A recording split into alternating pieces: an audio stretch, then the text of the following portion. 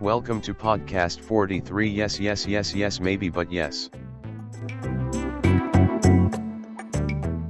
Right. Hello, everyone. Welcome back to podcast 43. After our 1 week hiatus, we are back and better than ever. Yeah, because of the Thanksgiving. We're back and better than ever. And we are also joined with a special guest, Jacob Dannenfelser. Welcome to the show. Well, thank you for having me. Yeah, I know we've been talking about it for I think like 2 months or something like that. It's been in the works. Yeah. So I'm very excited to finally do this, and I find it very fitting because for people that might not know, Jacob is the one that got me into Larry David. And so I thought it was perfect to have you on and for us to kind of examine his film outputs. Hell yeah. Well, it's my crowning achievement, Fulton. Putting you into Larry David. This is perfect. It's one of my best, I think, early Athens memories is being at your house with everyone, Chris included, and we all just had a good laugh. Yeah, we were watching some Curb.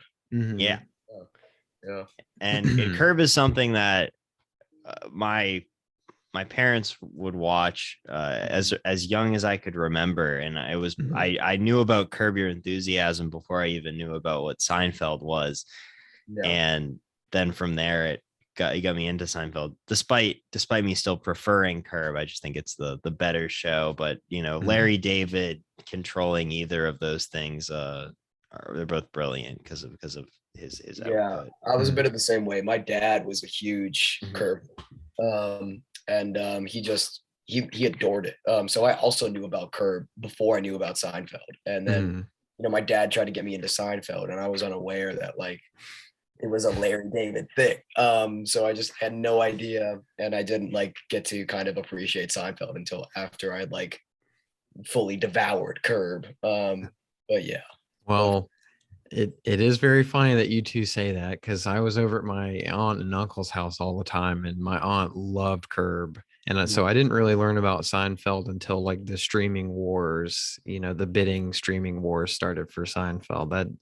So I remember seeing Curb when I was really young. So it is kind of interesting that we were all introduced to that first, and I have not yet seen Seinfeld still. But really? It's not like I'm avoiding it. I just legitimately haven't gotten around to it. There's so much. There's so many episodes. And I'm more focused on getting through Curb first than I am on Seinfeld. I mean, that's what I would tell you to prioritize as well. Yeah, it's a better show. It is. Yeah. I mean, the laugh track, it's not something that totally takes away, but it is definitely something that hinders it, as well as the network limitations. Curb being on HBO and everything, they can just do whatever they want, and I think you can also have a lot of fun with these actors playing different versions of themselves, like Ted Danson, or Chet Hanks. Chet Hanks plays a character. He does play. He's not himself, but I argue they should totally just retcon that character. Chet Hanks on the show. That would be pretty sick. That would be crazy. That would be insane. Vince Vaughn recently joined the show too. He is playing the character though, but he's the replacement for Marty since Bob, the actor that plays him, died. Not recently, a couple years ago, but yeah. Well, I guess without further ado, we can kind of get into Sour Grapes first. And so this is this one falls right after, I think, Chris, you said in your review it falls right after Seinfeld, but before Curb had started, correct? Yes, because Seinfeld ended in 1998, and it ended earlier in the year. And then this film came out about a month later. And wow, okay. And so then Curb Your Enthusiasm was originally an HBO special called Larry David Curb Your Enthusiasm in 1999, and then they made it into a show in 2000. So this is just in that weird year where Seinfeld had ended, and then there was no Curb Your Enthusiasm. So it was just right in between. And so you can see though the seeds being planted of the humor in Curb Your Enthusiasm in this, which I think is the best takeaway from Sour Grapes. But I don't know what else you guys garnered from this film. Yeah, for sure. That's a great point. And it's also like a weird time for like Larry David too, because like he had been like off Seinfeld for like 2 years or something now. Like he left after season 7 and he's just like he was done.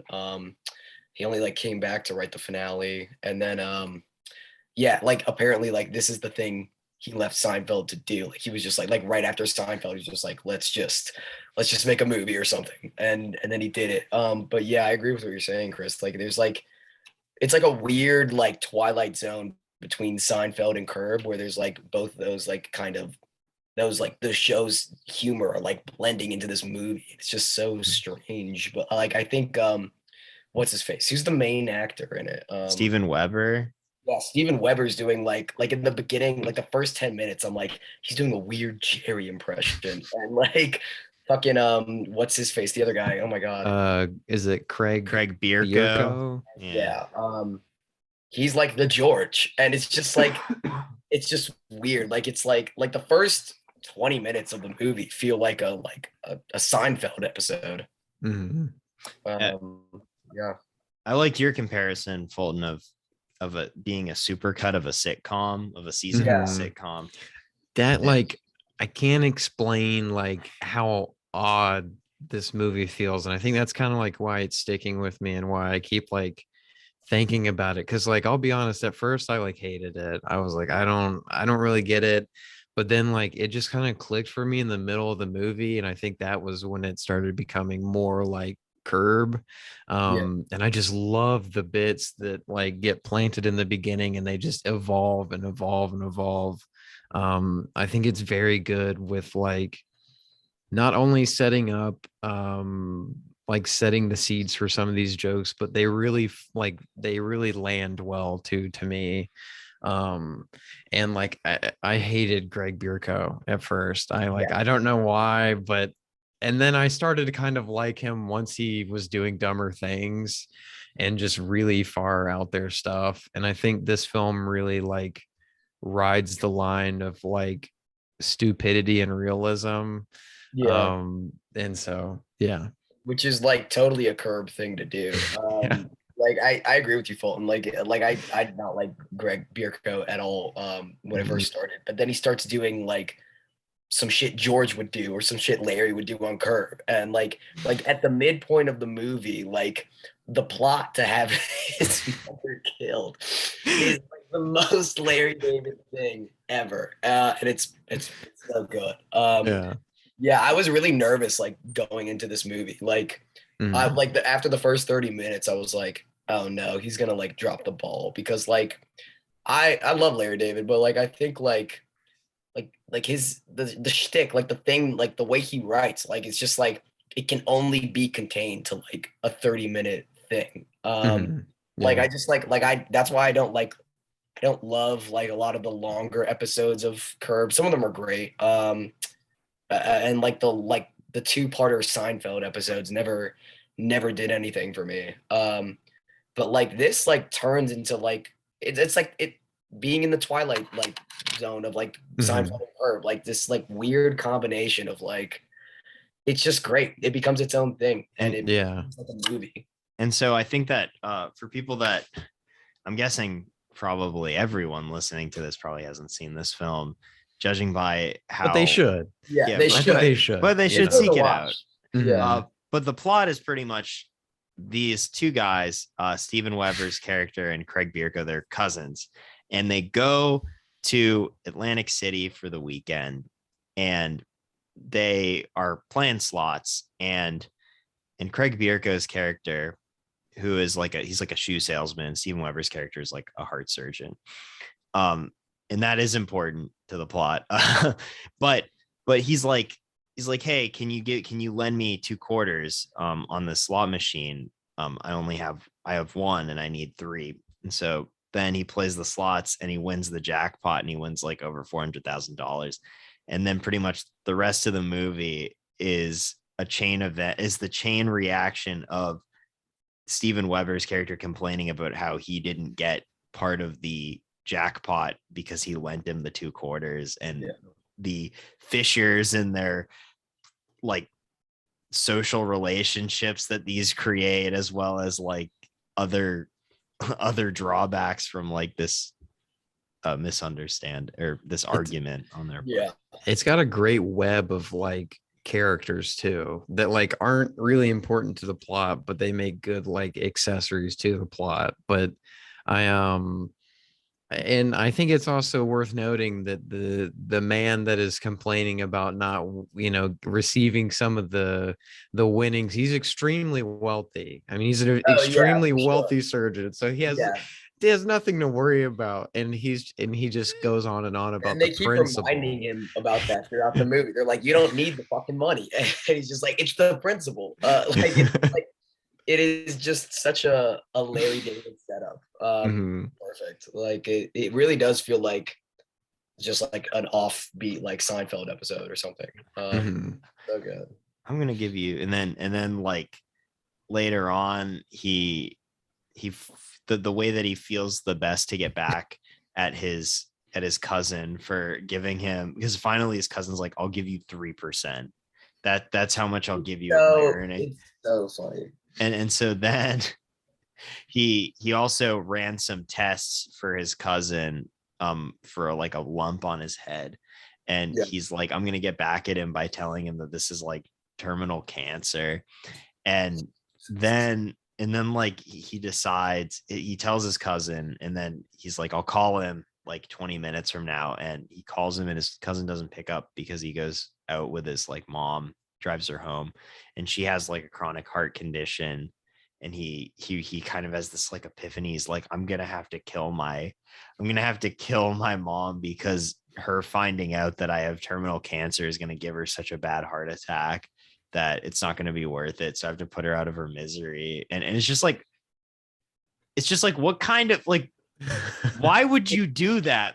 It's such a like, well, I love, I'm just gonna like beat this like term to death, but it's such a Larry David way of thinking of things. Like it's just like such a weird like go about, like it's just like, it's so good. That's when like at the midpoint is where I think it's like it really picks up. Like that's when it picks up. That's also when it starts feeling like a like long curb episode. And I love that the whole idea for him to kill his mom is planted in like the first 5 minutes of the movie. Yeah, it really.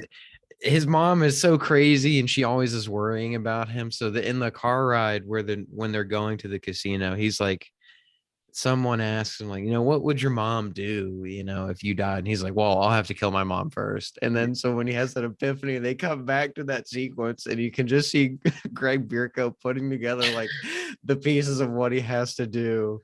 And it's, oh man, I love it. It's so well executed. It's so well set up too. Yeah. It's just like all the pieces are there. Like even like the ridiculous subplot with the Danny, what's the character's name? Danny Pepper. He's like on like a Friends rip off. It's like so good. Yeah. That legitimately made me laugh out loud when there's that reveal. The fact that he sounds like Mickey Mouse. The fact that because Steven Weber accidentally removed both of his testicles, he sounds like Mickey Mouse. And also that's where Larry David makes a cameo. Larry David's cameo is great. Yeah. Full head of hair. Yeah. Oh yeah. Not to be missed. No. Couldn't imagine. It felt wrong to see that. It did. I couldn't believe because when he did the first Curb special, was he, because I've never seen it, was he balding then? He was balding when he was writing Seinfeld. Yeah, I mean that was a toupee. That was definitely just a wig. Yeah. He's probably balding at like 20. Yeah, like he's just like he's never had hair. That man. That's so sick. It's too much part of who he is. So exactly. I know. That's why we'll get into Clear History. Yeah. But there's a funny kind of gag there too as well. But I wanted to kind of the reception to this film really kind of boggles my mind, because I mean, I've seen the episodes of Curb where he talks about it, and it's very clear that does like not hates like it. this movie. Like he Yeah, despises he does not it. like it. No, But I don't. no. I just. It's shot like it's such a weird experience because it is shot like a TV episode. Like it's shot Yeah. exactly like it's a sitcom. But I just don't get necessarily why the reception to it was so negative. I don't. It's not a fantastic movie, but I think it's pretty good for what it is, I in my guess it's just opinion. like, you know, you got one of the creators of Seinfeld, which at this point is like the most popular sitcom on the planet. Mhm, Arguably probably still is today, but like, mhm, like you got the guy, like one of the guys leaves and it's a very public like departure. And then you're like, what the hell is he going to do next?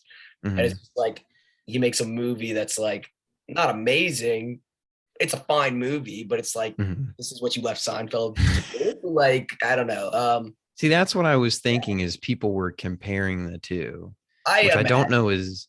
I imagine he probably Mhm, felt like a lot of that after mhm. leaving Seinfeld, that like people were going to compare his work to Seinfeld. And I mean, like, there's like that Seinfeld curse. Like a lot of the actors, like Jerry Seinfeld isn't like he's always going to be Jerry Seinfeld. But like, Yeah. it's to like this weird fictional version of himself on the show. Mhm. Jason Alexander is always going to be George. Julia Louise Dreyfus, but she kind of broke the curse with Veep, with Veep. Yeah. And then Michael Richards, who we don't talk about. Yeah, yeah, Michael Richards did some other things that other things Yeah. were his own demise. Yes, Yeah. no, yeah. But yeah, and then like Larry David finally breaks the curse, I think, with Curb. But Mhm. I think the movie kind of suffers from a little bit of the like, The legacy. just the legacy that Yeah. Seinfeld had, just like. Mhm. Like It's- comparing to that, they're looking at it through a weird lens. he even Mhm. said on the season 1 commentary for Curb Your Enthusiasm, he even said that they had the poster of sour grapes in his office, Yeah. and then he was like, I can't look at this anymore. You Yeah. got to get it out of Aw. the. You I gotta I want get to it tell out. Larry David I support it. He's got to feel some support somewhere, Yeah, man. come I on. mean, I think it's actually pretty well directed too. I think it's a pretty Mhm. fine movie. I just think the music choice is really funny. It's all like It's exactly like Curb. it seems like a orchestral. Curb thing. And so is Clear History. In terms of like the Yeah. soundtrack and the score, it's exactly Clear I mean, History, even more so than this, though. Mhm. Like Clear. Yeah. Well, like aggressively so. yeah. Are we ready to talk about Clear History? I know, or were there any kind of final thoughts we wanted to put on Sour Grapes? No, I mean, I just would say like it's not as bad as Larry David makes it out to be. It will always pale in comparison to Curb Your Mhm. Enthusiasm and Of course, Seinfeld, yeah. but like those are two titans you're talking about. You're not really going to. There's a reason why he's Larry. There's a reason why he's Larry David, and he has such a renowned name, is because those are just two exceptional shows that one Mhm. person was able to create. Yeah. Mhm. Chris, I'm very, very interested to how did you get commentary on season 1 of Curb? Oh, well, a magician never reveals his secret. Okay, sure. Okay. Quick. Okay, all right. Yeah. But I Has can. he ever written a book? I don't know. I feel think I so. would definitely read that if he Yeah, I did like feel an like, autobiography. I would cop that. Oh yeah. I didn't know that he was he wrote for season 10 of SNL. He was in the writers. Yeah, room. he was a writer on SNL. Oh, Yeah. That one side, he very publicly quit that as well. That one can you side blame him? where George like quits his job in a fit of rage and then like comes back the next day after like the weekend. Like he comes back on that Monday is like inspired by Larry David quitting his job on SNL.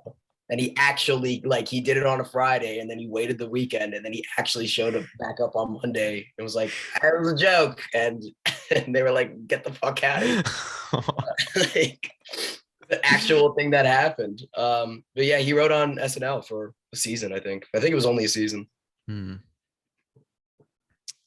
Yeah, well, unfortunately, his bibliography just consists of various articles that he's written for the New York Times and one New Yorker article. So A memoir is yet to be published or yet He's still to be got time. conceptualized. He's got some time. He's got some Although he did do a straight play on Broadway in 2015 that I would be interested to. Yeah, I heard about that, but I literally know nothing about that.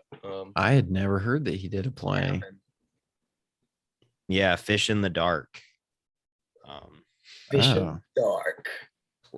Written by Larry David and starring Larry David. What? That's crazy. Yeah. But then Jason Alexander took over. Oh yeah, that did happen. Yeah. Oh, Rosie Perez too. Okay. And Jake Cannavale, not Bobby Cannavale. I was kidding. Not Bobby. Not Bobby. So Chris, you said it's not a comedy, correct? No, I think it is. I was just saying, okay. Yeah. This sounds like a great comedy then. I'm so in on that. That it focuses on 15 characters as they deal with a death in the family. Yeah. That's a comedy. Yeah, that's Larry David, yeah. All right. So yeah, I guess clear history time. Yeah. I will be honest, Clear History feels like a Curb episode to me. Like a really long Curb episode. Long Curb episode. Yeah, 2 hour long. And I think it suffers for it. Like it's just I mean, at this point, what this came out in like 2013. Yeah, something like 2013. Yeah. Yeah, like Curb is such a well established thing at this point. And it's an HBO movie. Like Larry David does, he can pretty much do whatever the hell he wants at HBO. So if it ain't broke, well, I mean, I don't know. In my opinion, and I've said this already, but like the past 30 minutes, the formula doesn't work anymore. No matter how many like star-studded actors you have in this, and there are some like crazy like Michael fucking Keaton. Yeah, and he's hamming it up in it. Yeah. You got Philip Baker Hall is also in this. He's got a nice little cameo in Sour Grapes. One of the best character actors. Alive. Yeah. He's great. But he's Danny McBride. Funny in Clear History. I just think it's an overblown Curb episode. And they use all of the like tricks in the book from like Curb in this movie, and it's stretched over 2 hours. It just doesn't really work for me. Yeah, I can realize I see what's funny and I see what he's trying to do with it, but it just doesn't fully work in this one. And I don't really hate it, but I just think 2 hours is a little long for this kind of thing that they're trying to do. And I don't think it rides that line that I was kind of talking about between reality and stupidity as well. I think it kind of goes overboard. In which like I think Larry David is one of the dudes that can pull that off. And I just don't think this one necessarily worked very well. Because I mean, I don't want to like get into spoilers, but there's a part in the third act where something happens that I did not think was going to happen, and then it does happen. But I understand that like in Larry David's comedy, normally if somebody has to be punished, they're definitely going to get punished for whatever they did. And so about the house. Yeah. I'm just trying not to. I don't know. Like, do people care if we spoil Clear History? I think people are gonna be okay. So basically like the plot is that what's his name, John Hamm and Larry David are partners in this big like electric car company. It's like a startup when they first do it, I think. And Larry David decides to leave right before and I think this is like, in theory, I think it's funny, but like it just, I don't know. But he decides to leave right before the car is released to the public because John Hamm's character wants to name it Howard after his son. and Larry David says that it's the stupidest name he's ever heard of, and so he leaves. And then the car becomes like the biggest selling car in the entire world. Yeah. it's Changes that the auto industry. yeah, it's like that comedic justice that he always like instills. Yeah. And then so everyone in the entire world starts ragging on Larry David's character because they think he's such a dumbass for leaving the company like a day before it went public. And so he has to relocate. And basically in the beginning of the film, Larry David has a full like mop of hair and a big beard, and then he has to change his identity. And I do find it funny that when he changes his identity, he just becomes Larry David. Just Larry David. Yeah. I think that's like the joke and of the whole movie. And it's like the first 10 minutes of the film. And and that's like another classic like setup. Like the setup is just always great, and like it's always so strong. It's so fucking funny. And like the first like 20 minutes after that setup are like also really strong and just like really, really good. And then just like, you know, there's like these crazy fucking like side plots and just like that are just like they become like so messy, and it's just like you're clearly trying to like just get out. Just pile out, and just like it just feels like a overlong like episode of TV. Liev Schreiber is also in it. I just thought about that because I was thinking and because I do like that's one of the few jokes that I did kind of like was somebody tells Larry David that like 20 years in the past, Chicago came and played at the island that they live at, and his ex-girlfriend blew like 3 of them.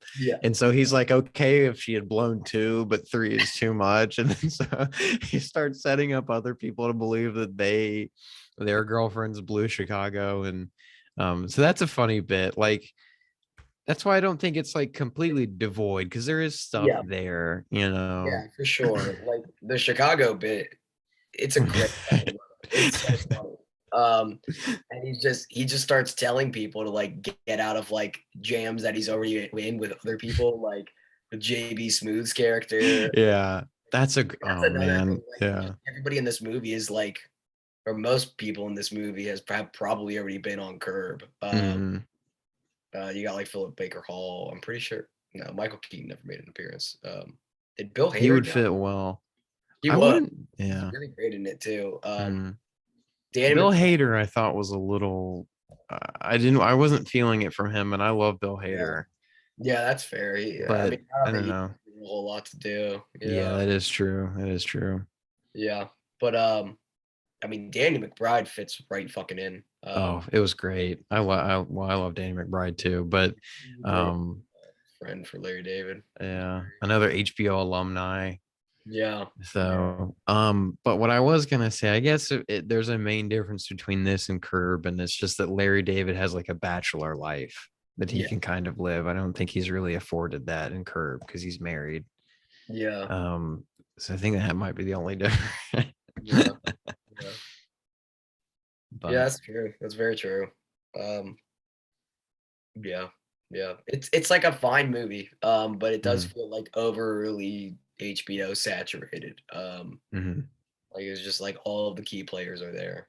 Fucking everybody's there. And John Hamm's super fucking funny in it though. Yeah, I do. I like that plot too.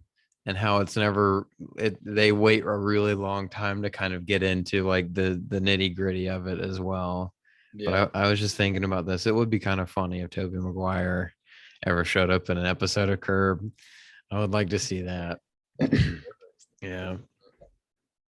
But I guess, were there any kind of final comments we wanted to put on? Oh, Chris hadn't had a chance to watch Clear History yet. I don't know if I'd I didn't watch it, so I can't really contest either way. It will still continue to be the movie that I see when I browse HBO Max, and Larry David has really long hair reading. I do think it's like magazine with John. It's worth a watch. It's worth a watch. But if you're a Larry David completionist, Yeah, to You check know. off all the boxes. I'll have you know that I'm a Greg Matola completionist Oh, right, first yeah, and yeah. foremost. See, I Superbad. think David should have directed it I think because so I think too. It's you also know, like such a weird fucking movie for my boy Greg to direct. Like he deals with Mhm. like, younger, like sillier coming of age, raunchy stoner-ish movies, and then you got like the oldest guy to ever all. walk the planet, just like the old humor, the Chicago runner. Like it's just like I don't know. Yeah, no, I agree. I agree. It is a weird movie for him to do. Feels very out of place. Was Conan O'Brien a part? Was Well, there's Conan that bit in the in? beginning where like That's right. That's yeah, like right. before he changes, he's just watching the Conan show, and Conan is rapping on his character for losing $1 billion. So good. Oh, So we're back from the ad break, and the ass break. the ass the ass break, and we're gonna talk about some of the recent releases that we got to see in between the episodes. And first of all, there's one movie that I know that all three of us managed to see, and that was Lin-Manuel Miranda's Tick. Tick. Boom. Hey. It's amazing There we that we go. just completely didn't plan that at all. That was No, totally like unplanned. I know, it's crazy. Unprompted. Just so in sync. That's Yeah. awesome. That's so dope. So I just want to say that I'm quite positive on this movie, and I had the lowest of low expectations for something like this. I'm not necessarily I wouldn't say that I'm a fan of Lin-Manuel Miranda's work. Yeah. And the only thing that was keeping me at least somewhat interested in checking this out was Andrew Garfield and how much I like him as an actor. But I did think that he did a pretty good job. I'm not really one for being big into musicals or anything, but I just liked some of the songs, and I think that it wasn't like the most visually amazing movie, but it was fine. Yeah, no, those visuals were pretty piss poor. Yeah. There's a lot of bad CG. Yeah, oh, it's terrible. Yeah. It's some of the like worst CG I've seen in like recent memory, but like thankfully he doesn't like overdo it on the CG all that much. I mean, like when it's there though, you notice that it's awful. It's really fucking bad. But I mean, like, it's a testament that Garfield can act that well with that shitty CG all floating around him. It's great. Because you're right, like Garfield's amazing in this. He's really fucking good. Yeah.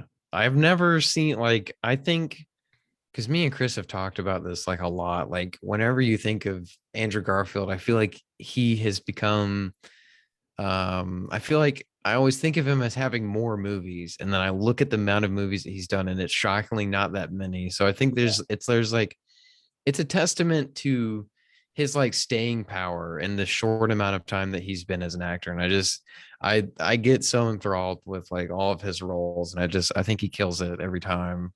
But I wanted to say that I knew nothing about Jonathan Larson.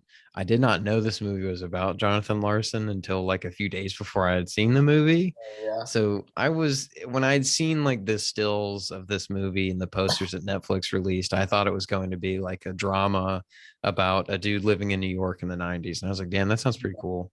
And then I heard it was about Jonathan Larson, and I was like, oh, well, I'll still watch it because, Andrew Garfield. And so while I don't think I necessarily like love the movie, I was super taken away by Andrew Garfield, like Chris, like what you said, but I also think I think it's a very inventive and creative like autobiography that doesn't feel like a Wikipedia film. Like I just really want to give Lin-Manuel Miranda props where I think kind of props are due, because he's able to encapsulate three of Larson's major works that really show you what type of person Larson was. And it doesn't take breaks by saying this is the space opera section, this is Tick Tick Boom, and this is Rent. It actually is able to combine and weave throughout all three of these kind of eras of his life in a very like fluent way. I thought it was very impressive. Well, yeah, and so I especially liked how Tick Tick Boom is the one that is semi autobiographical, and then they use the songs from they use the songs and the performance from Tick Tick Boom as a framing device for telling the story. And I thought that hopping back and forth between that was really good, and especially in the part where he's arguing with his girlfriend, and then they're having the argument, and then also at the same time the song is playing that him and Vanessa Hudgens' character are singing. I thought that was brilliant. I like that sequence a lot too. Yeah. I was talking about this movie today with somebody, and she was like, I fucking hated that shit. I was like, what are you talking about? That's like probably one of the best parts of the movie. Yeah. No, I agree. Yeah. And then the random Black Thought fucking cameo is also incredible. It's just, why did he do that? Yeah. I felt like there were a ton of like theater cameos in this movie, and I could feel the importance, but I did not know who they were. Yeah, so like I watched it in a house filled with a bunch of theater kids. So like they were like losing their shit, but also like and it's especially like prevalent in that like one like in that diner sequence number. Yeah, that's where I felt it the most. And they were like freaking out because they knew some of them, but they were like, we should know all of them. So they like and like a lot of that is like the cast of Hamilton. So Lin-Manuel's like paying homage to them, whatever. Oh, that's nice. I mean, that's cool. Sure. You got some of the original cast members of Rent though, which is dope. That's very cool. Bernadette Peters had a cameo in this. I don't even remember her being in it. Interesting. She may have been that old lady at the diner during or in the musical number at the diner. Yeah, okay. Cool. I mean, yeah, like exactly. Like that's kind of my response to that. That's fine. That's cool. Yeah. And he has a weird little cameo in there too. I thought he'd probably give him something a little bit more bigger, but he's just playing a chef. And I'm so glad that like that's all he kept doing. That's it. That's all we need. Yeah, just what's up? It's Lin-Manuel Miranda. That's it. I directed this movie. Yeah. Yeah, but I guess the last thing that I wanted to bring up about this was I think that when it regarding Garfield's performance, the thing that he did best was kind of portraying somebody who is just so, I mean, like so enthusiastic about what they want to do, and then everybody else, but like still definitely like disconnected from real life. Like, very much. They're like, bro, you gotta like, I pay your bills. His girlfriend's like, I got this job. Do you want to move with me to like upstate New York? He's like, you gotta pay your bills and make out with your girlfriend every night. It's like they get into an argument. Don't do it. Yeah, you just can't. Yeah, when they get into the argument, and she's like, "Are you thinking about how to come up with a song?" With this argument, he starts playing piano on their back. Very good. I like it, Chris. You brought up an interesting point, or not a point, but like in your opinion, this is like Garfield's best performance, like since Silence, which is very interesting. And it's kind of interesting that like both characters kind of feel the same, like they feel somewhat similar. I don't know. I mean, like Garfield's character in Silence is just super passionate about Christianity, and like I need to rewatch Silence, man. Silence is so fucking good. Yeah, I remember liking it, but I also need to see Mainstream, which is the Gia Coppola the movie one that he did a little bit ago. Yeah, that one really kind of came and went, but I've been really wanting to check that out because he's like, I've heard he's good in that one too. Very small movie too. I know that there was a big PR thing when they were shooting one of the scenes, and he had to go run naked on some like Hollywood street with dildos in his hands. So it's super cool. Oh yeah, so I'm just gonna I'm gonna say that I'm quite positive on this movie. I've really been telling people to check it Yeah, out. Yeah, so please solid do. watch. I'll recommend it, but Under a Silver Lake is a prerequisite. I still Yeah. haven't seen it. You I see still it? haven't Yeah. seen it. I Yeah, hear it's Jacob, really you got to see good. that. I hear it's awesome. That's one of the best films of the 2010s. In my Oh, Chris, opinion. I secured that movie People release. either gush about that movie or like fucking Mhm. hate it. So I can't wait to like just sink my teeth into that. Jacob, there's gonna be a Garfield scene that I think you're going to love. I don't want to spoil it, but Okay. there's one great scene in the beginning, and it's pretty sick. Yeah. Speaking of new releases, did you guys get a chance to watch The Harder They Fall? No, I No, still not yet. haven't. We won't talk about that. That's okay. You can cover it if you want to talk about it real Yeah, quick. no, I don't even know what to say. I mean, like, I think it's good. I think it's a good movie. I think it could have easily been like maybe even an hour shorter. Like it's kind of long, maybe like 30 minutes shorter. I mean, like there's like an Is hour. it 2 hours? I think it's like a little over 2 hours. There's like easily Mhm. an hour's worth of like big setup though, and Mhm. like it's cool, and all the performances are like really really cool. It feels like a contemporary Western for Netflix though. And like, you know, some people will really like that. I kind of found myself being a little removed from the story. Just like, I mean, it's so commercial, which is fine, but like it was just it was a lot. Some of the production choices were cool, but like I don't know. I wasn't a huge fan of it.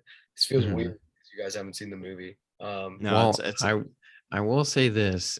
I find it very interesting, but also kind of strange how like Netflix has brought upon their own type of quality that now people can say that this feels like a Netflix, or like that you'll see this on Netflix or something like that. Like it's very strange. It is usually used as an insult, which Yes, it is. Yeah. it's not like Because they produce so much. I mean, people do the same thing with like A24. They're like, this feels like an A24. That's fair. Yeah, that's so weird. But it's also like weird. It's like people are like, I remember somebody saying or reading online when somebody was like, yeah, like Little Women kind of feels like an A24 movie. And I'm like, no, it feels like a movie that came out in 2019. Yeah. Directed by Greta Gerwig. Yeah. But that's so A24, Chris. Yeah, oh yeah, dude, she's super A24. A female directed. Yeah, Lady Bird was A24, so like Little Women is kind of it's kind of grandfathered in. What happened? Yeah. Did I guess did you want to talk about House of Gucci real quick? I haven't seen it. I'm supposed to see it like in like 2 days, but I don't think I can make it, which is very. I might try to go see it Sunday. It is a long movie. It's very long, Jake. I still haven't seen The Last Duel or anything like that. Like go see Last Duel. Go see Last Duel over House of Gucci. I mean, if you can find a theater showing The Last Duel, I doubt they will be showing that shit. Which did not do numbers at the box office. No. But House of Gucci we can briefly talk about, but we'll just we'll go surface level. Yeah. For Jacob's own sake, and just House of Gucci, what a disappointment that is. That film was to me. I thought that everybody was. I mean, it was funny to hear the Italian accents for Adam Driver, Al Pacino. Jared Leto was definitely the highlight to me. He definitely knew what he was in. People are saying that, and I don't know. I saw a clip of like Jared Leto like pleading with. He's like, "It's me." It's just like, it's me, Paolo. It's me. You know me. I was like, this is so ridiculous. This is insane. Well, the thing is that he eats in that movie. Yeah, that's the thing. He's great.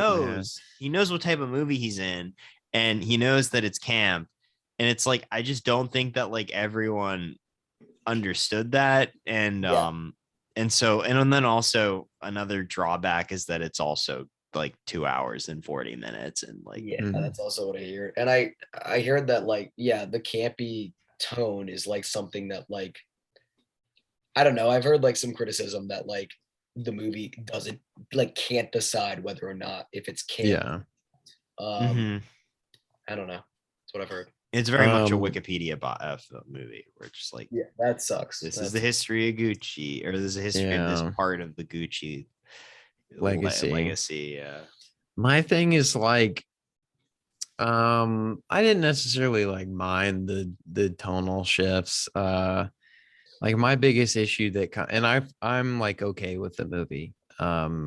Like I really don't hate it, nor do I love it, but I think it should have honestly just been a mini series that Ridley Scott directed because of like when I say it goes into detail, it goes into detail on everything, and I think that is a perfectly fine thing to do. Yeah. But I feel like the main kind of arc that should have been focused on should have been between Lady Gaga and Adam Driver and kind of their marriage. That should have been the main focus because that is kind of like the main catalyst for a lot of the conflict in the film. And like this isn't a spoiler because like it's about a murder, but like the murder scene with the murder scene with the assassin and Adam Driver's character is just very, I don't know, it's just so tame. It's not super cinematic. It's not super cinematic on that. It's just like that's well, and I also think the reason it might not feel is because they do the in media res thing at the beginning and then they cut, and then so you have to sit there for 2 hours and 20 minutes and then you finally get to it, which might be a little bit, that might like hinder that. But yeah, I think it should have just been a mini series because it just wants to go into detail so much. But I mean, I don't know. I hope God damn it, not Andrew Garfield. I hope Jared Leto gets a supporting actor because I really can't think of anyone that was a supporting actor that really stole the show like that. But with the critical reception, Leto, I still wish he would fuck off and never do a movie. Like but this one you don't even think he's Jared Leto. Jacob, because you love 30 Seconds to Mars so much. Which he fully committed to 30 Seconds to Mars. It's about damn time. Yeah, come on. Stop the bullshit, Leto. Yeah. But I guess like this film is doing well in terms of like box office. Which is good. Yeah. Yeah, it just kills me that like while The Last Duel is not necessarily an easy watch, which we've kind of I think me and you, Chris, covered this because we saw it together. Yeah. It's not an easy watch, but it's such a good movie. And it sucks that like the better movie made like shit at the box office. I mean, it made like $4 million.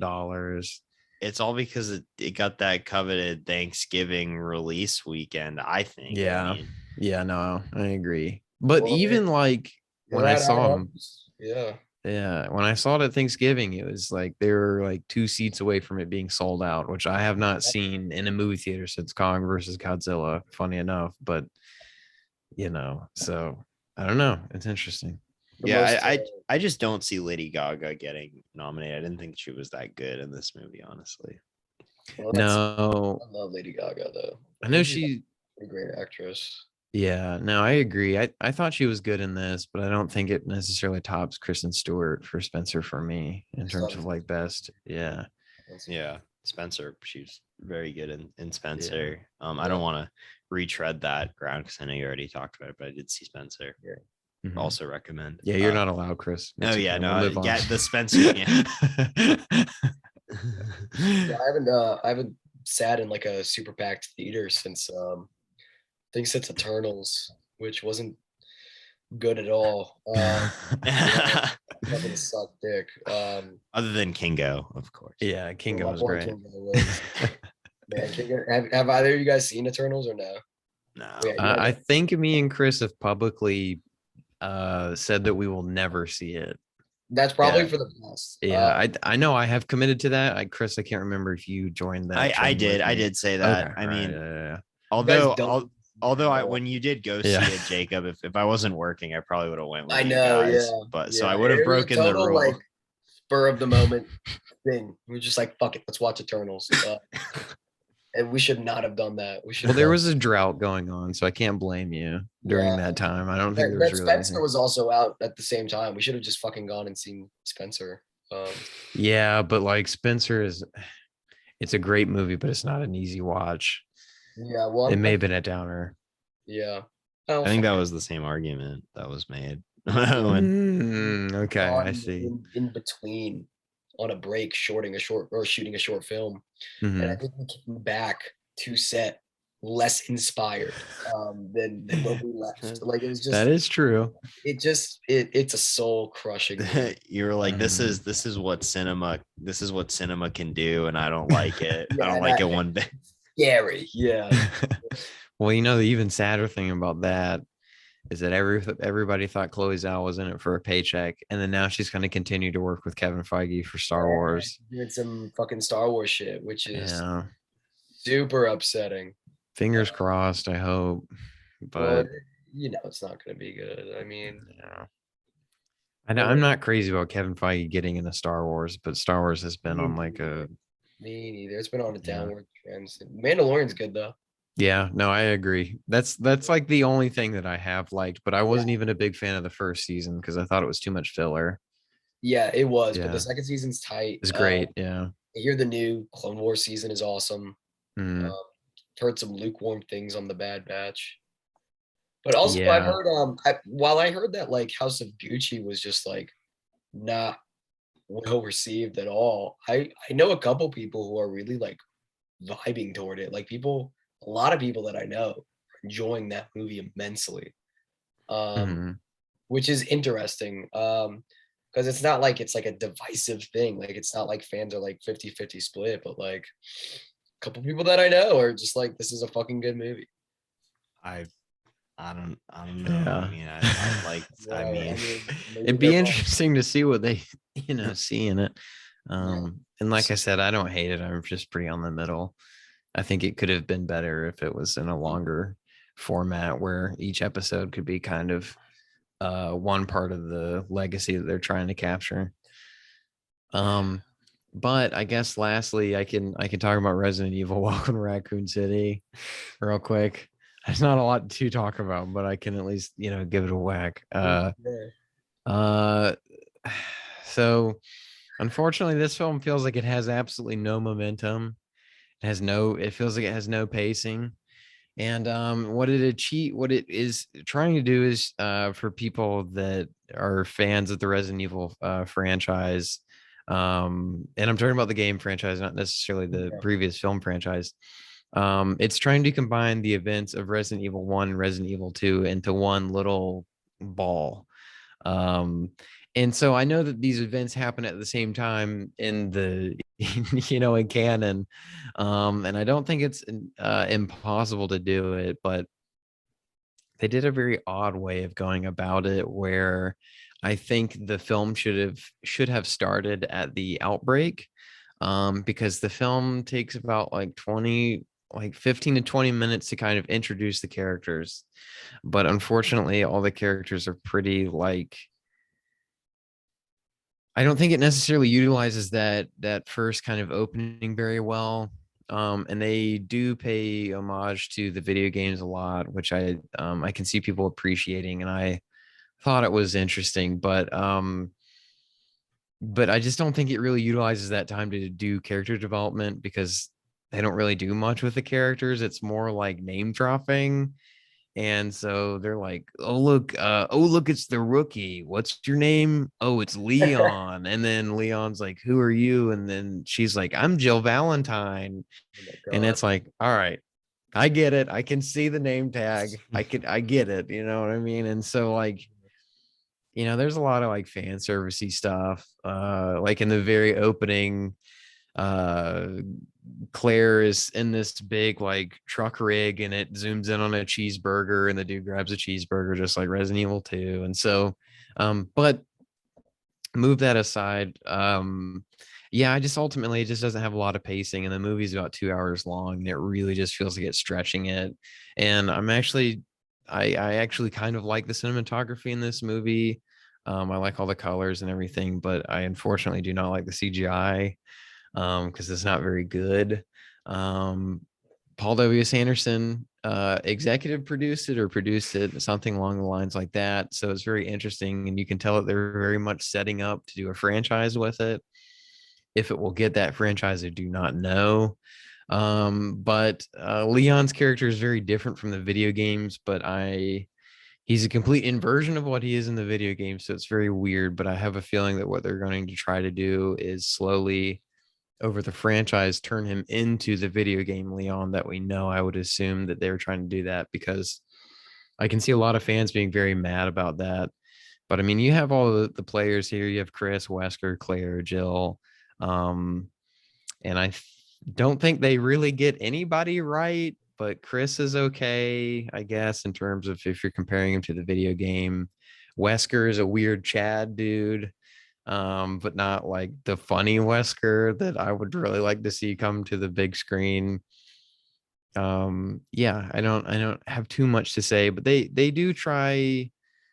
The thing that I find ultimately disappointing about the movie is that you can really tell that they are legitimately trying, and I do think there is potential there, and they are really trying to find a mix between the video games and the live action kind of things. And a lot of the characters are heavily inspired visually by the video game characters, and that even goes down to like the creature designs, and the villain designs and everything. But yeah, it's not a very good movie, unfortunately.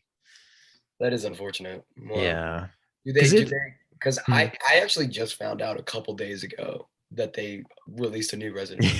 It just like it just completely flew under my radar. Like I feel like there was no press for it. Like I have not seen. I didn't know it was a thing. Is it like a reboot of the like? Are they trying to keep it like more like kind of toward the video games and stuff like that? Is this like a reboot of the?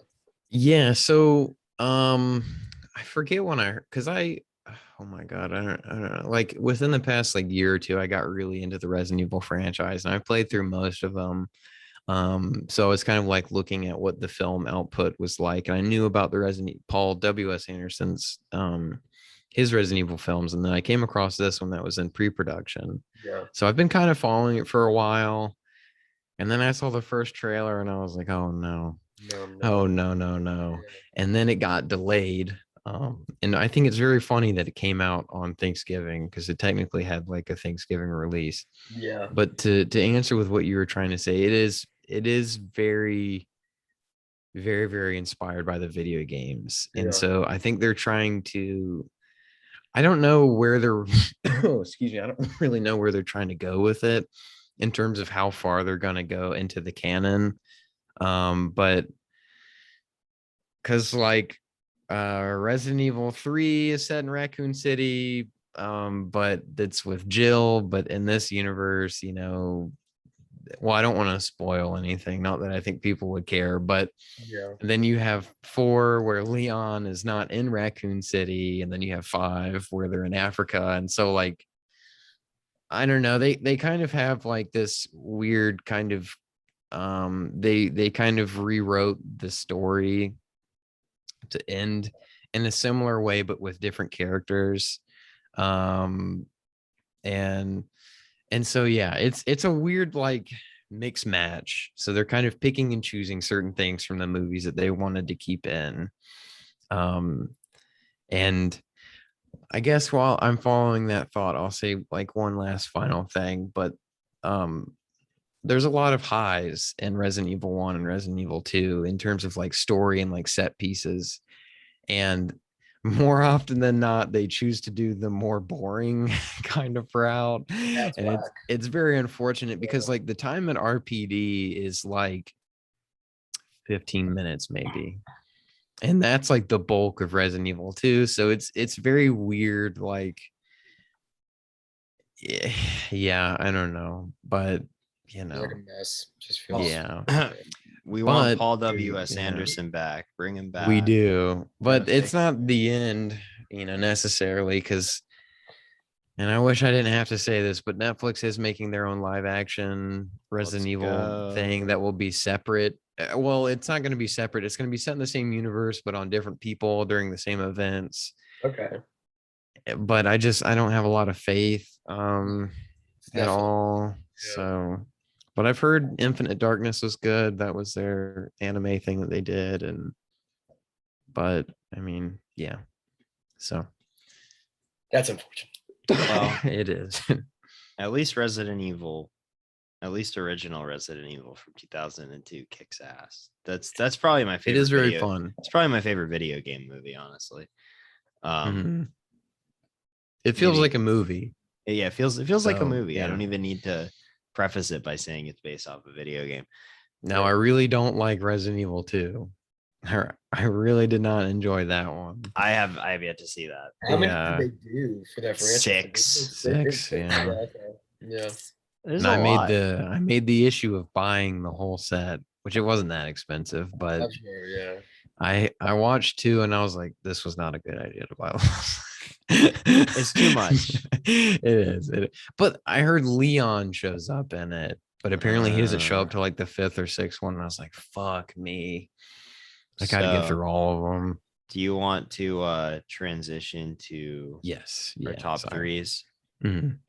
Cool. All right. Well, I'll just rattle mine off quickly. I'm gonna say that my top three is number.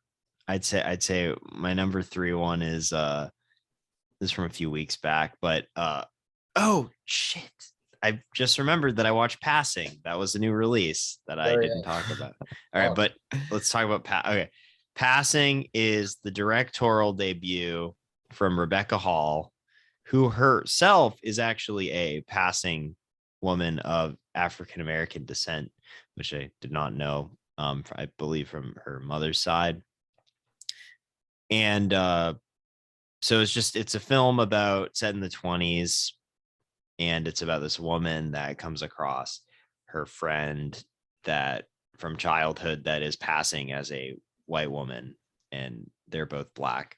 And so it's just kind of her coming to terms with that, and then also like and then also trying to understand if she should tell anyone or what, like for the danger of her friend and all that. And so that's pretty much the movie. Netflix released this. It shot in black and white. It's digital black and white. Doesn't look the best, but I can understand why they shot it in black. They manked it. Yeah, exactly. But I mean, I can understand why they shot it in black and white. But I just thought it was very cyclical in its themes. It just kind of restated the whole crux of this woman being a passing white woman as a Black woman and in the 20s, and how race relations and racism were, just very, very bad back then. And then that was pretty much it. So I didn't even remember that I watched it. That's kind of shows you.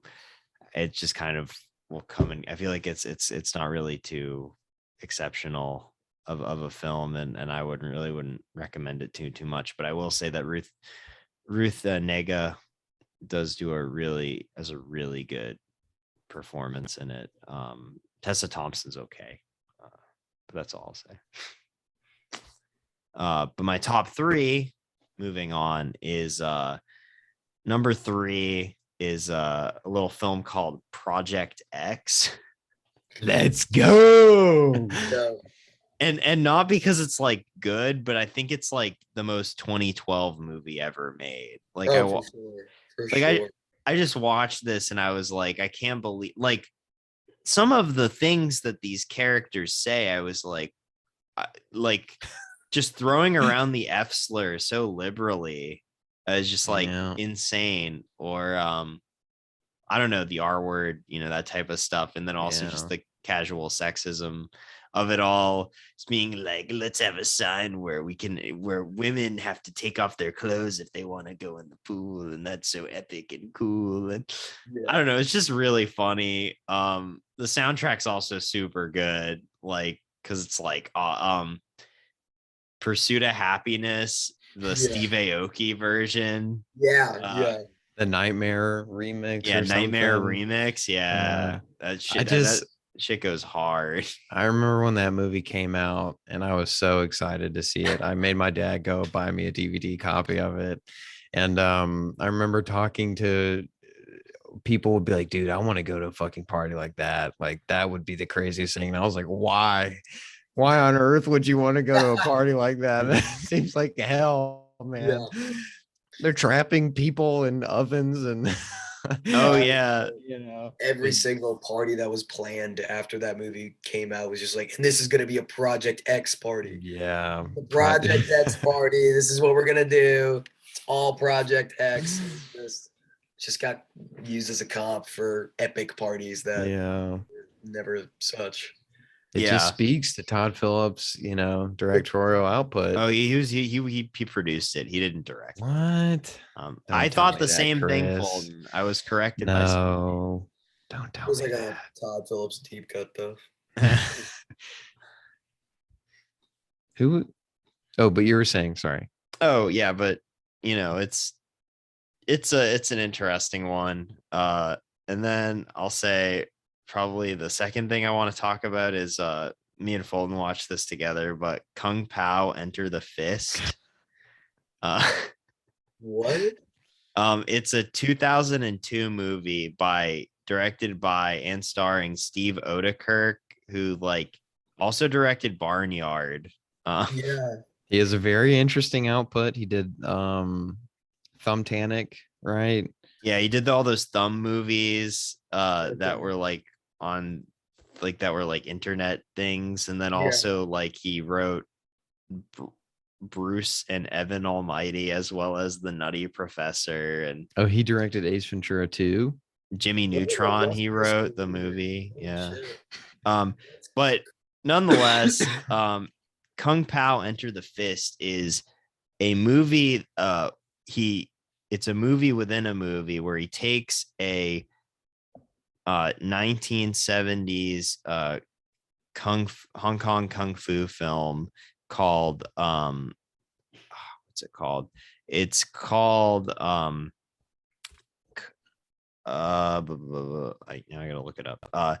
Tiger and Crane Fists from 1976, and he just inserts himself in the footage and then dubs over the audio and Yeah. just kind of creates his own story. And it's reminiscent of the Woody Allen movie What's Up Tiger Lily, where he does a similar thing, which is the first movie that he made, where he just dubs over another movie and then just creates another plot. And this was released theatrically. There's It's some shocking. shoddy CGI. This was discovered by us just on Amazon Prime. Just The best way to find movies. Yeah. Yeah. We saw a video. We saw a little clip from the trailer of this poorly CG'd cow dancing, and we were like, all right, this is what we're gonna I think you mean doing karate. Oh yeah, he was doing karate. I forgot. Jujitsu. Yeah. So And and I was gonna say there's another comparison to Dead Man Don't Wear Plaid. oh yeah, If we're talking about a comedic approach to this idea.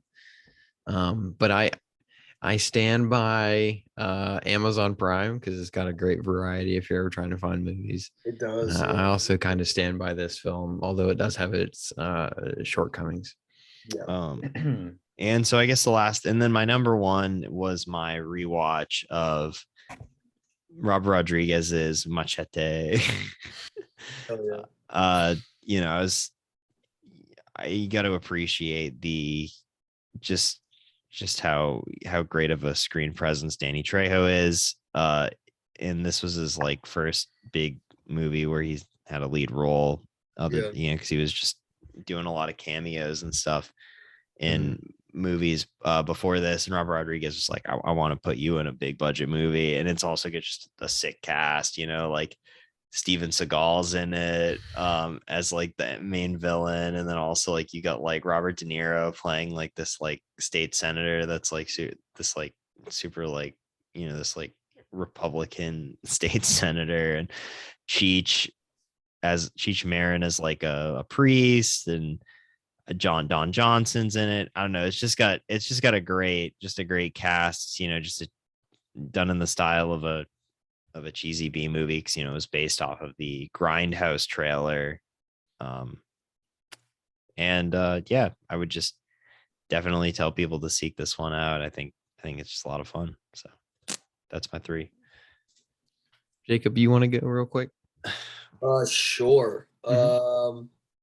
Wow. Okay. Um, I'll just go from this month because I haven't unfortunately been able to like watch a whole lot of stuff. But I guess my 3, I'm gonna give my 3 to Sour Grapes. I think Sour Grapes deserves it. But that just Mhm. shows, I guess, how like little movies I've been watching. Hey, that's fine, bud. Yeah, but I fucked with the Sour Grapes. I think it's good. We've already talked about it. Mhm. And my second, I saw Predator for the first time. I had never, Oh man. yeah. And I think if I Yeah. was like a kid and I watched Predator, I'd be like, this is the greatest fucking movie that ever existed ever. Mhm. But like watching it nowadays, I'm just kind of like, yeah, it was fine. That was cool. Oh man. I love Predator. It's I great, and like the tension is like super super well done, and the cast is fucking stacked. Bill Duke is in there, just fucking killing Mhm. it. I hate how they massacred him, like the like both literally and in terms of like his character. Like he was like the coolest dude, and then all of a sudden he cares for the like shitty guy who chews dip and shit out of nowhere after he dies. R.I.P. Where the fuck did that come from? Yeah.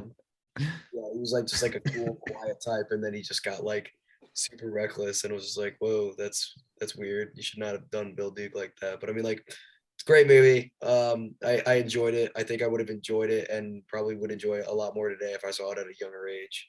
Mhm. And then also for the first time that I watched this month that I had never seen before is After Hours, which is such, Yo. dude. I love After Hours. Mhm. You know, that Just was the last appearance of Cheech and Chong as a comedy duo. really, was it? Wow. Yeah. That's insane. Well, they're on TikTok now, so it doesn't matter. I thought Tommy Chong was in jail. No, No, not anymore. Not anymore. Okay. All right. Good for him. shared a cell with Jordan Belford. It's not a lie. What the heck? For real? Yeah, they Oh were my at the God. same fucking prison. He shared a cell with Jordan Belford. Now that should have been a sitcom. I would like to see It's just that. been the end of the Wolf of Wall Street instead of Yeah. and shit. Goes into back into a cell and Tommy Chong's there. That'd be awesome. Hey man. So good. But yeah, After Hours is so fucking great. Mhm.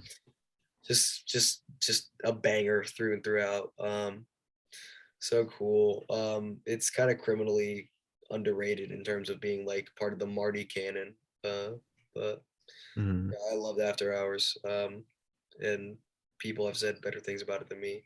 I think it has one of my favorite endings in all It's such a great movie. yeah.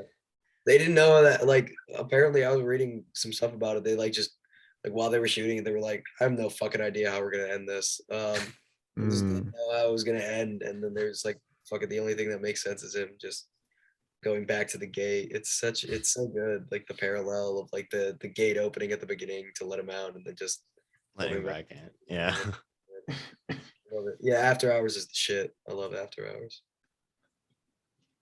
Um, in terms of what do I want to talk about?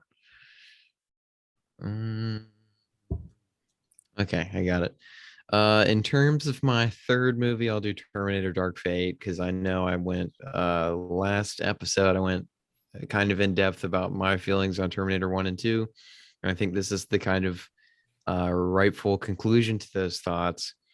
Because for people who might not know, with Terminator Dark Fate, James Cameron got the rights back to Terminator. So this is kind of the follow-up, the true follow-up to Terminator 2. Um, and yeah, I'm not a big fan of this movie. Um, and I only say that because it's just kind of a retread. It's the same kind of plot as Terminator 1 and Terminator 2, but just not as um you can only see the same storyline done so many times where it really wears itself out. And so this is definitely excuse me, there's just a lot of franchise fatigue in this franchise.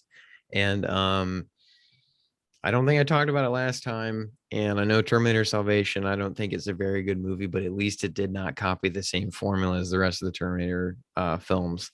That's fair. And yeah, and so I'm working my way through James Cameron's filmography, sorry. And so I checked out The Abyss from 1989.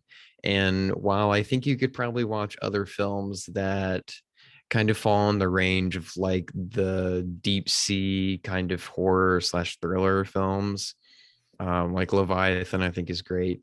I think this one definitely stands out on its own as being kind of unique because it's definitely not as like, it's not as insane as you would think it would be. Like the ending very much is like, it's just not what you're expecting.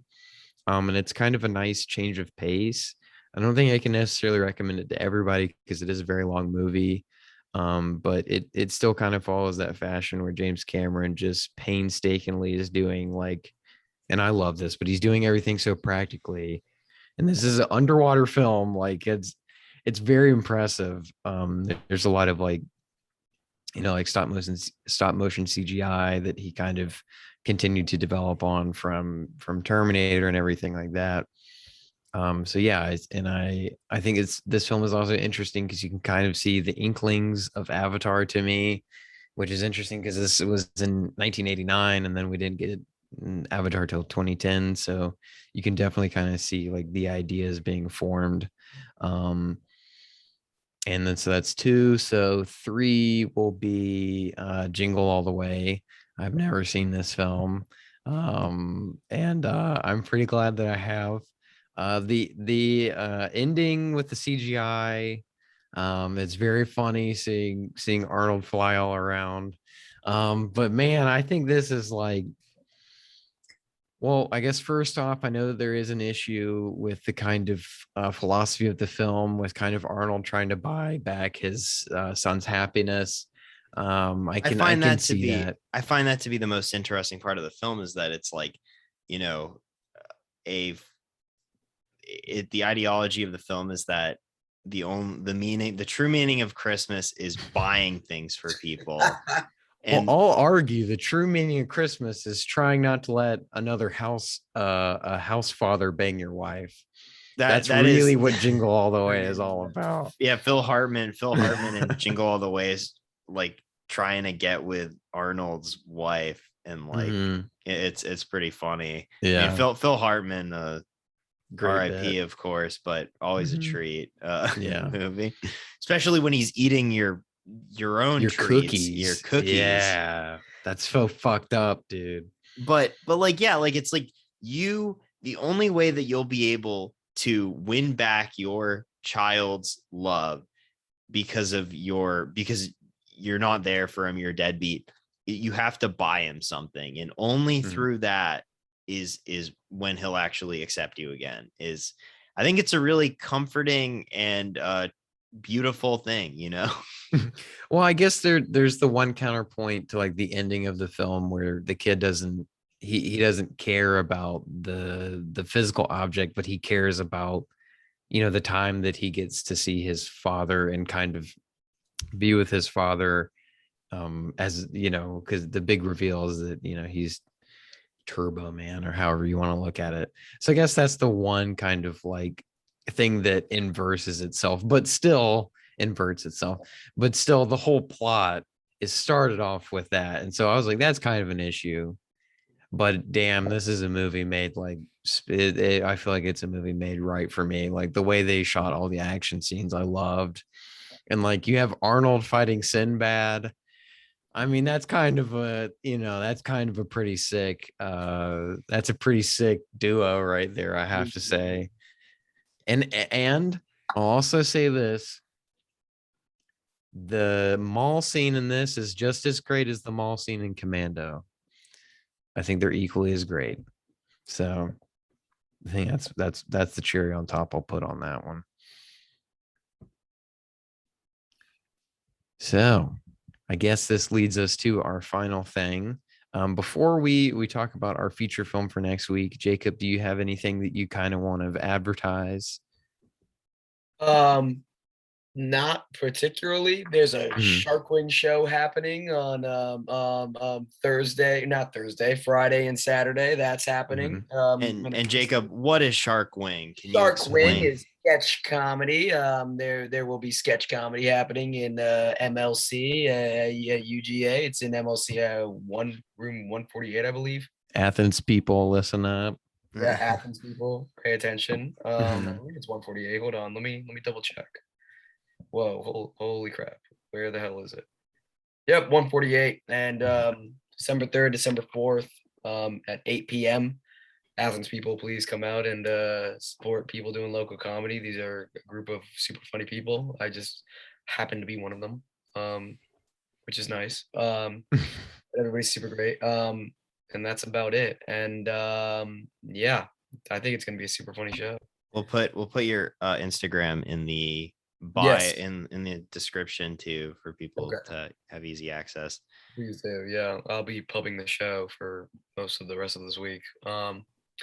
Yeah, other than that, thank you for having me on here, guys. This was awesome. Of course, Of man. course. Happy to have you. Happy to have you on finally. And yeah. I'm also want to announce next week's film, which is going to be David O. Russell's 1999 film Three Kings, starring Ice Cube, George Clooney, and Mark Wahlberg himself. So I can't believe we're not doing a double feature. I might have to come with back. that and Pain and Gain. The movie that me and Chris will probably never see because we always look at the runtime and say, you know what, not today. Yeah, It's that's a too long. fucking movie. That's Yeah. extremely long. But then we watch the trailer and we get more and more hyped at every time that we watch. This is true. I do want to see it. It's just oh man, it's just that time. I'm like, I don't know if this is worth like 2.5 hours or something. It will. Trust me. But yeah, until next time, y'all have a good rest of your week and stay wavy. Stay safe. And it is.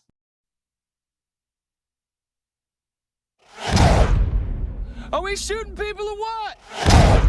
Yeah, I can see a grain of sand in there. I think this guy has a weapon!